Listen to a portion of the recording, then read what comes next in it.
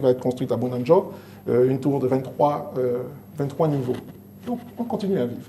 En dehors de cela, le groupe bancaire avance.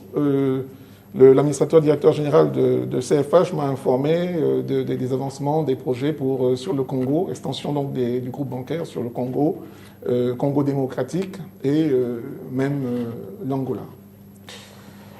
Alors, Monsieur Fotso, Yves Michel, vous êtes connu au sein de l'opinion camerounaise, tout au moins, comme un monsieur très riche, peut-être autant que son père. Alors, est-ce que nous pouvons essayer d'avoir de vous vos affaires personnelles et peut-être vos sources de revenus? Monsieur Koum, vous savez, la richesse, c'est quelque chose de relatif. Moi, je pense que vous êtes quelqu'un de riche. Vous allez peut-être... mais vous êtes riche. Tout dépend qui vous regarde. Peut-être pas autant que vous. Non, mais moi aussi, j'ai des gens, je vais dire, je ne suis pas autant riche. Peut-être qu'il faudrait que je sois aussi riche aussi que d'autres personnes. Non, disons qu'on ne peut pas acheter facilement une Mercedes dernier cri, un avion, M. Fotso. Donc, je veux dire que, quand même, bon, c'est reconnu que vous êtes quand même quelqu'un de très aisé. Oui, mais je suis aisé. Par la grâce de Dieu, je suis aisé. Autant que votre père? Mon père, vous savez, quand vous voulez faire une comparaison, il faut comparer ce qui est comparable. La question, c'est quelles sont les charges de mon père?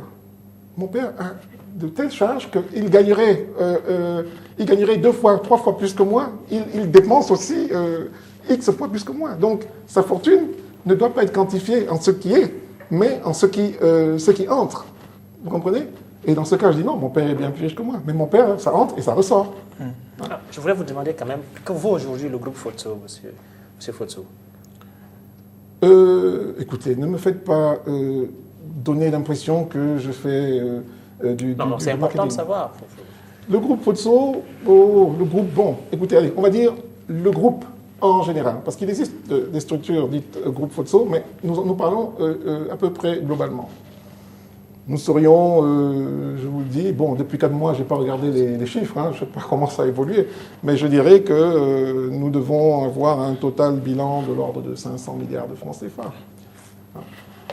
Et en ce qui concerne ma supposée fortune personnelle, je vous assure, je ne suis pas aussi riche que vous le pensez. On confond les actions sociales que je peux faire, cette culture du partage. Le bon Dieu m'a donné, j'ai cette chance.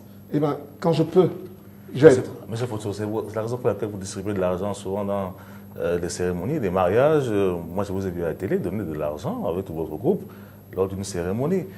C'était d'ailleurs, je crois, sur la caméra. Est-ce que ce n'est pas... Pourquoi est-ce que vous distribuez de l'argent comme ça, monsieur Fotso?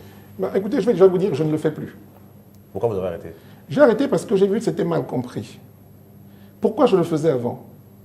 Vous avez dit, je suis riche. Moi, je dis, monsieur Koum est riche. Je dis, vous, monsieur Ngongan, vous êtes riche. Monsieur Essomba, vous êtes riche. Tout dépend. Quand le petit gars de la rue, le sauveteur, et même celui qui n'a même pas sauveteur, qui ne fait rien, qui est là, démuni dans la rue, il vous regarde. Mais vous êtes riche.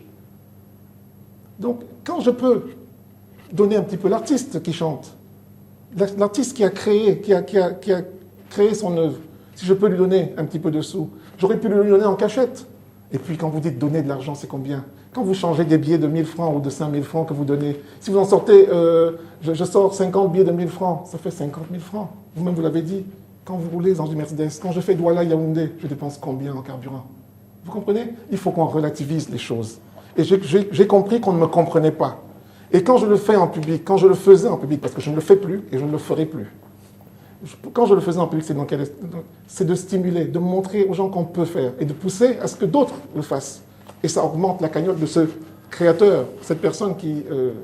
voilà. C'est dans ce sens que je le faisais. Mais je peux vous assurer que j'ai compris, désormais... Vous ne le ferez plus? Je ne le fais déjà plus. Ce n'est pas je ne le ferai plus. Je ne le fais plus. Ça fait déjà plusieurs mois, c'est terminé. Alors, comment est-ce que vous arrivez à concilier toutes ces casquettes-là, monsieur Michel Fotso, entre, sur le plan bien sûr interne et international, avec toutes ces contraintes-là, on est en train de vous humilier, enfin, vous considérez qu'on vous humilie ici, on est en train, chaque fois, de dire Michel Fotso, il a détourné de l'argent et autres, et vos obligations professionnelles, vous